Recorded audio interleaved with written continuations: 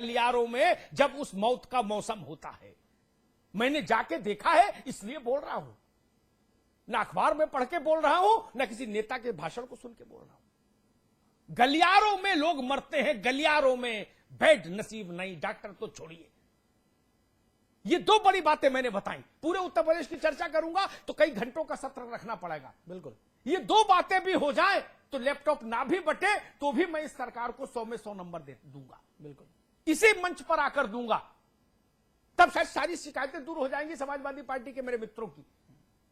कि अमिताभ जी सरकार की आलोचना करते हैं। क्या कहूं? मैं गोरखपुर में जाके देखता हूं तो मेरी आंख भर जाती है। मैं बुंदेलखंड के खाली खाली गांव देखता हूं, उसके बाद भी कहूं कि नहीं शासन सब अच्छा है, तो कैसे बोल दूं? कैसे बोलूं? मुझे बोलने के लिए कोई आधार तो दीजिए, कहीं रोशनी की एक किरण तो दिखाइए। प्रदीप भाई, मेरे ख्याल से कोई ऐसी बात हम नहीं कह रहे थे जिस पर हंसने का अवसर आए। बिल्कुल, ये बहुत गंभीर बात है, गंभीर मसला इसको है। हंसने के साथ लीजिएगा तो आप न्याय नहीं कर सकते उत्तर प्रदेश की जनता के साथ। बहुत गंभीर है। नहीं, फिर उत्तर प्रदेश की जनता अगर आपको चुन के भेजती है तो वो खुद गलती करती है। अगर आपको गोरखपुर का दर्द नहीं पता, अगर आपको बुंदेलखंड की पीड़ा नहीं पता, तो आप उस पार्टी के विधायक दल के नेता हैं जिसको राहुल गांधी चाहते हैं कि हम उत्तर प्रदेश जीत ले। कैसे जीतेंगे आप उत्तर प्रदेश? अच्छी तरह पता है सर। नहीं पता। आपका भाव मुद्रा मैंने देखी प्रदीप भाई, और अगर ये भाव मुद्रा है तो शिव प्रकाश जायसवाल और प्रदीप जैन आदित्य के स्कूटर से घूमने से सीपरी बाजार में आज झांसी में वोट नहीं मिलेगा। लिख लीजिए मेरी बात। माथुर जी, यहाँ पर अमिताभ जी इतने गंभीर मसले पे बात कर रहे हैं और आप हम लोग फिर मिलेंगे, हम फिर मिलेंगे इसी मंच पर। चिंतित है इस मामले को लेकर। और आपके सुन लीजिए माथुर साहब, आपके एक केंद्रीय मंत्री, आपके एक केंद्रीय कैबिनेट मंत्री के परिवार के एक सदस्य चुनाव लड़ रहे थे। मैंने किसी चैनल पर उनके बारे में कुछ कहा कि वो जमानत गंवाने और बचाने की लड़ाई लड़ रहे हैं। उनको बात खराब लगी, उन्होंने मुझे फोन करके कहा कि ऐसा आपने बोल दिया। और 6 मार्च को मैंने उनको फोन किया, मैंने कहा भाई साहब जो बोला तो वही हुआ ना, जमानत जब्त हो गई। जनता की नब्ज को समझिए, जनता क्या चाहती है उसको समझिए। रोड शो से वोट नहीं मिलता।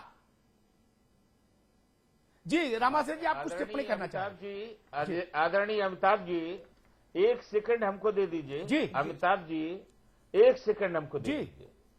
आदरणीय अमिताभ जी, आपकी त्रासदी, आपका चिंतन सभी सरकारों को है, खासकर समाजवादी सरकार की मैं बात आपको बता दूं। बुंदेलखंड की त्रासदी हम लोगों ने देखी है, जल की देखी है। 36,000 करोड़ रुपए की योजनाएं केवल बुंदेलखंड को समाजवादी सरकार ने दिया है, और आपने देखा है काम भी शुरू हो गया है। तो ये हम लोग भी देख रहे हैं कि वहां त्रासदी है, और समाजवादी सरकार इतना भारी बजट की योजनाएं बुंदेलखंड में दिया है। निश्चित रूप से ये त्रासदी कम होगी, और हम समझते हैं आप मूलभूत समस्याओं को रखते हैं, हम लोग सभी सहमत हैं। आप जब बात रख रहे थे तो हम लोग यही कह रहे थे, अमिताभ जी जमीन से जुड़े हुए इंसान हैं, वो मूलभूत बात रख रहे हैं। वही प्रदीप जी भी हमसे बात कर रहे हैं कि वाकई मूलभूत बात है। आपने पूर्वांचल की बात जो बच्चों की किया, और बुंदेलखंड में जो जल की बात किया है, निश्चित रूप से किसी भी पार्टी का, फिर वो राजनीतिक बात हम नहीं करना चाहते, किसी भी दल की सरकार ने इतना बड़ा चिंतन जल को लेकर के नहीं किया है जितना समाजवादी सरकार ने 36,000 करोड़ रुपए केवल बुंदेलखंड को दिया है, और वो योजना शुरू भी हो गई है। कुशवाहा जी, एक प्रदीप जी अमिताभ जी राहुल गांधी जी हमारे नेता ने कितने वहां भ्रमण कार्यक्रम किए, कितना बड़ा पैकेज केंद्र सरकार ने दिया, उसका अनुपालन तो राज्य सरकारें ही करेंगी। प्रदीप भाई, भ्रमण से तस्वीर और तकदीर नहीं बदलती, भ्रमण से तकदीर और तस्वीर नहीं बदलती। बजट भी दिया गया, पैकेजेस भी भेजे गए हैं, उसका अनुपालन तो प्रदेश सरकारें ही करेंगी। हम राहुल गांधी जी की चिंता से अच्छी तरह वाकिफ हैं, और उनको बुंदेलखंड की चिंता। अरे प्रदीप जी, मैं आप दोनों से कहूंगा, आपकी प्रशंसा करते हैं प्रदीप जी। आप इस मुद्दे को इतनी गहराई से, प्रदीप जी, गहराइयों तक छूने वाले तरीके से बोलते हैं। प्रदीप जी, आपसे बिल्कुल सहमत है। प्रदीप जी, मैं आप दोनों से निवेदन करूंगा, आप राहुल जी की चिंता भले ही कम करो, और राम आश्रय जी हमारे भाई मुलायम सिंह जी की चिंता कम करे, स्वीकार्य है, लेकिन जनता की चिंता ज्यादा करिए। बिल्कुल। और ये आखिरी बात कहूंगा, राम आश्रय जी ने जो तमाम बातें बताई हैं, बिल्कुल। प्रदीप जी ने कहा है, मैं आखिरी बात कहूंगा, उत्तर प्रदेश की एक ठेठ, प्रदीप जी, उत्तर प्रदेश की एक ठेठ देहाती कहावत है, राम आश्रय जी जरूर समझेंगे। आपने कहा 36,000 करोड़, मैंने मान लिया, आज बहस में नहीं उलझूंगा, दूसरे विषय पे जाना है, उत्तराखंड पर। एक बात कहूंगा देहाती मसल कि अंधा तब पतियाए जब कौरी भर पाए। मैं तब मानूंगा जब मैं बुंदेलखंड में जाके देखूंगा कि जिस पानी में राम आश्रय जी आप पांव धोना पसंद नहीं करेंगे, वो पानी वहां लोग पी रहे हैं। मैं जिस दिन देखूंगा कि वहां साफ पानी पी रहा है बच्चा, उस दिन मैं आपको फोन लगाकर कहूंगा कि राम आश्रय जी आज शाम को स्टूडियो आइए, मैं आपके बारे में खुद टिप्पणी करूंगा। बिल्कुल। बहुत बहुत धन्यवाद।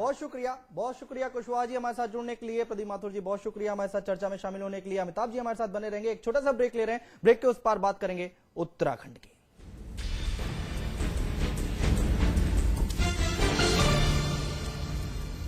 मैं चाहूंगा कि जब जब भी मेरा जन्म हो, वृंदावन की इसी पावन भूमि में हो। A unique project with world-class facilities just for you and your loved ones. Nalanda Leisure Sanskar City At Vrindavan.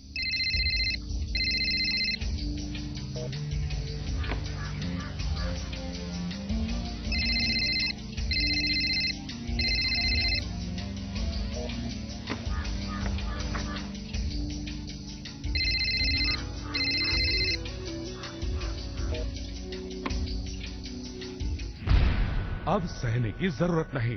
आपत्तिजनक फोन कॉल, SMS, MMS से परेशान होने की दशा में चुप न रहें। उत्तर प्रदेश समाजवादी सरकार की वीमेन पावर लाइन नंबर 1090 पर फोन करें और तुरंत पुलिस सहायता पाएं। वीमेन पावर लाइन पर फोन करने पर शिकायतकर्ता की पहचान गुप्त रखी जाएगी। शिकायतकर्ता को किसी भी थाने में नहीं बुलाया जाएगा। कॉल महिला पुलिस द्वारा उठाई जाएगी। समस्या के निदान तक पुलिस शिकायतकर्ता के संपर्क में रहेगी। लड़कियों की नई ताकत, वीमेन पावर लाइन 1090। सूचना एवं जनसंपर्क विभाग उत्तर प्रदेश द्वारा जनहित में जारी। आज ली क्या? Interestingly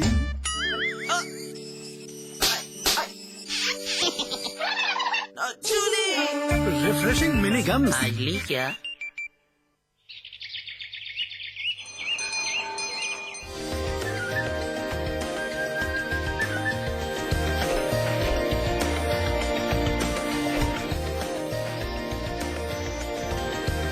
pentagon mall Haridwar Uttarakhand का सबसे बड़ा मॉल और मल्टीप्लेक्स निर्माता सुपरटेक। मैं चाहूंगा कि जब जब भी मेरा जन्म हो, वृंदावन की इसी पावन भूमि में हो। A unique project with world-class facilities just for you and your loved ones. Nalanda Leisure Sanskar City At Vrindavan.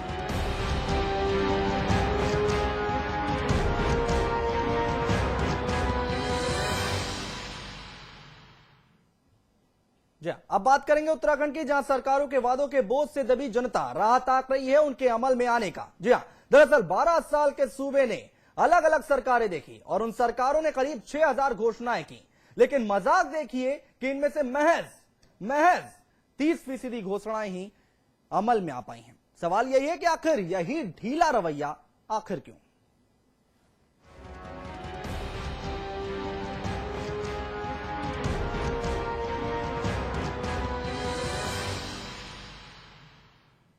कहते हैं कि पैर उतने ही फैलाने चाहिए जितनी चादर हो, लेकिन उत्तराखंड के 7 मुख्यमंत्रियों ने तो इतनी घोषणाएं कर डाली कि चादर ही फटने को आ गई है। देखिए रिपोर्ट।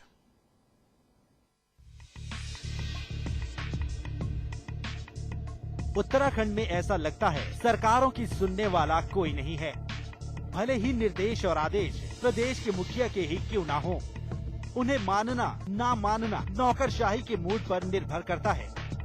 उत्तराखंड जैसे छोटे राज्य में किसी मंत्री की घोषणा पूरी ना हो ये तो माना जा सकता है, लेकिन यहाँ तो मुख्यमंत्रियों के भी आदेशों और घोषणाओं को रद्दी के टोकरे में फेंकने को तैयार रहते हैं अधिकारी। प्रदेश की नौकरशाही की स्थिति ये है कि 12 सालों में प्रदेश में 6 लोग मुख्यमंत्री रहे और उन्होंने अब तक 5916 घोषणाएं कर दी, लेकिन अब तक मात्र 1758 ही पूरी हो सकी हैं। स्थिति इतनी बदतर है कि एक मुख्यमंत्री की घोषणा दूसरे मुख्यमंत्री के दौर में भुला दी जाती है।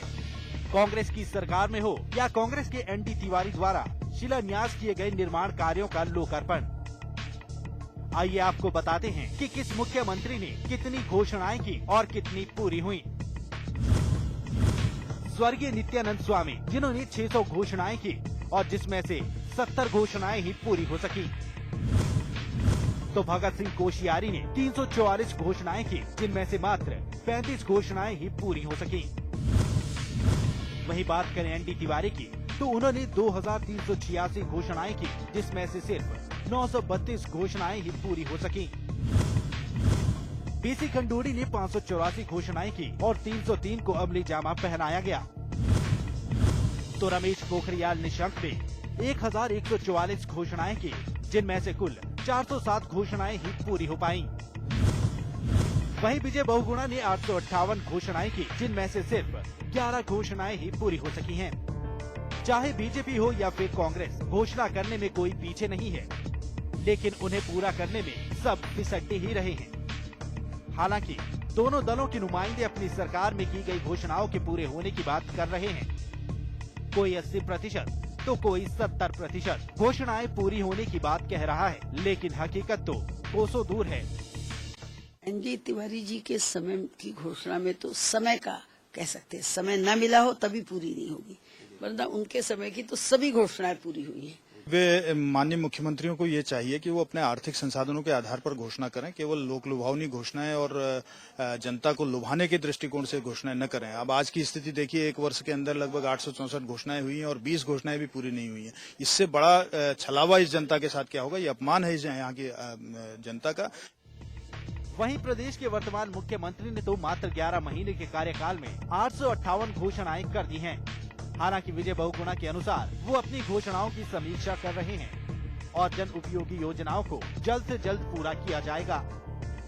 जो भी घोषणाएं करी उसके ऊपर लिखा हुआ पंचवर्षीय घोषणाएं, 1 वर्ष में करने का वायदा नहीं है, क्योंकि मैं तो प्लानिंग कमीशन में वाइस चेयरमैन रहा हूं, मैं जानता हूं कि कहां क्या समस्या है, लेकिन आज मैं खुद समीक्षा करने जा रहा हूं कि जो घोषणाएं हुई हैं उसमें कितना अमल हुआ है।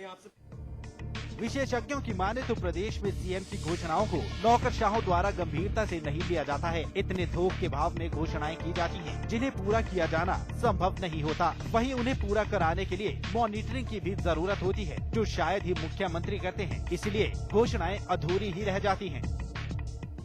तो ये घोषणा करने का जो मतलब है, जनता को बताना हम क्या काम करने चाह रहे हैं, बेवकूफ बनाना नहीं है।